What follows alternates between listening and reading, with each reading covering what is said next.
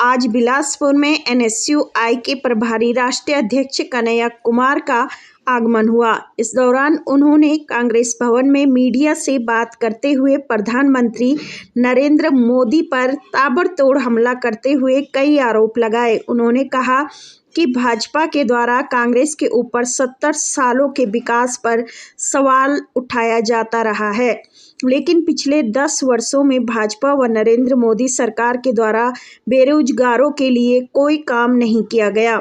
महंगाई लगातार बढ़ते जा रही है, पेट्रोल डीजल के भाव आसमान छू रहे हैं। भाजपा केवल एक भाई को दूसरे भाई से लड़ाने के लिए काम कर रही है। विकास के नाम पर देश का विनाश किया जा रहा है, संविधान को खत्म करने की कोशिश किया जा रहा है। लेकिन हमारे आपके परिवार का बच्चा उसको 4 साल का नौकरी दे रहे हैं अग्निवीर बना करके। ना पेंशन है, ना ग्रेच्युटी है, ना जो है कोई भी टीए है, डीए है, प्लस शहादत अगर हो जाती है देश की सेवा करते करते तो शहीद का दर्जा भी है। ये जो देश के सामने हालत और परिस्थिति है, इसके बारे में हम नौजवानों को, बिलासपुर के आम लोगों को, छत्तीसगढ़ के लोगों को ये सोचने की जरूरत है कि यह जो चुनाव हो रहा है, यह चुनाव खोखले वादों और जुमलों पर होगा या जो इस देश के आम लोगों की वास्तविक हकीकत है उस पर होगा।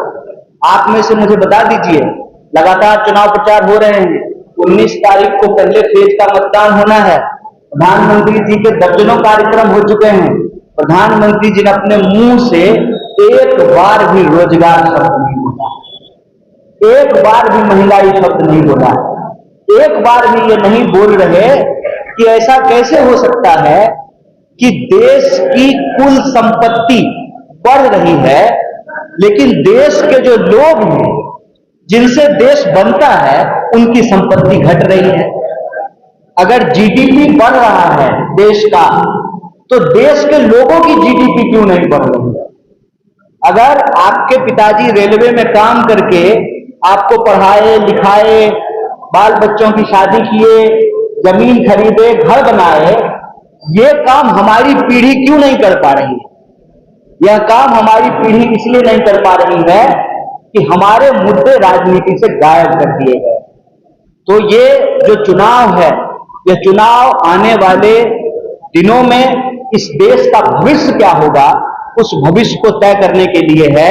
इसीलिए इस बार कांग्रेस पार्टी का जो घोषणा पत्र है उसको हम घोषणा पत्र नहीं कह रहे हैं, न्याय पत्र कह रहे हैं, क्योंकि यह दस्तावेज बनेगा आने वाले समय में इस देश के आम लोगों की खुशहाली का। ये आधार बनेगा कि कैसे इस देश में लोगों को रोजगार दिलाया जाए, कैसे महंगाई कम की जाए और जो आर्थिक असमानता है उसको कम कैसे किया जाए। ज्यादा से ज्यादा जो लोग हैं, चाहे वो किसान हो, मजदूर हो, छोटे व्यापारी हो, महिलाएं हो, उनको कैसे मदद पहुंचाई जाए। आप में से कई साथियों ने न्याय पत्र देखा होगा, उसमें हम कह रहे हैं कि हर परिवार के एक महिला को 1 लाख रुपया महालक्ष्मी योजना के तहत दी जाएगी। 30 लाख नौकरियां जो रिक्त पद हैं सेंट्रल गवर्नमेंट के तहत उसको सरकार बनते ही भरा जाएगा। जो अग्निवीर जैसी योजनाएं जो अन्याय पर आधारित हैं, जो आम युवाओं के सपनों और अधिकारों को छीनता है, उसको समाप्त करके पक्की नौकरी की व्यवस्था की जाएगी। और भर्तियों में जो घोटाले होते हैं, प्रश्न पत्र लीक होता है, उस पर रोक लगाई जाएगी। वो कहते हैं मोदी है तो मुमकिन है, लेकिन मोदी जी हैं तो यह मुमकिन है कि बेरोजगारी होगी। मोदी जी हैं तो यह मुमकिन है कि महंगाई होगी। मोदी जी हैं तो यह मुमकिन है कि आर्थिक असमानता बढ़ेगी, अमीर अमीर होगा, गरीब और गरीब होगा। इसीलिए वो कहते हैं मोदी है तो मुमकिन है का जवाब यह है कि डिग्री है तो नौकरी मिलेगी। इसीलिए कांग्रेस पार्टी ने न्याय पत्र में लिखा है कि आपके पास जितनी योग्यता है उसी योग्यता के आधार पे अप्रेंटिस योजना के माध्यम से हर नौजवान को कम से कम 1 लाख की नौकरी की गारंटी दी जा रही है। तो हमारे पास एक तरफ न्याय का एक मसौदा है, एक चार्टर है, जिसमें हम हर वर्ग के न्याय की बात कर रहे हैं, चाहे हम गिनती के माध्यम से तमाम वर्ग जाति समूह के लोगों को गिनिए, उनकी आर्थिक हालात को देखिए और उस आर्थिक हालात में जो लोग पीछे छूट गए हैं उनको आगे लाने का प्रयास कीजिए।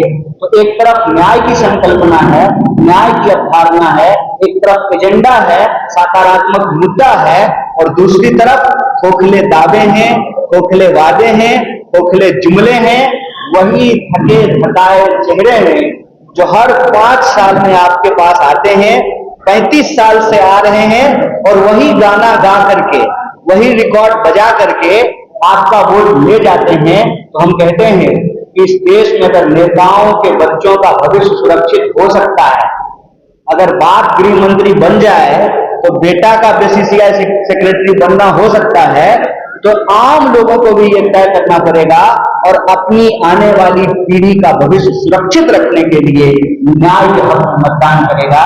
यही अपील के लिए मैं आप लोगों के बीच में आया हूं। इतना धैर्यपूर्वक जो बिलासपुर की संस्कृति है उसमें आप लोगों ने सुना, तो आप सब लोगों का बहुत बहुत धन्यवाद, बहुत बहुत शुक्रिया।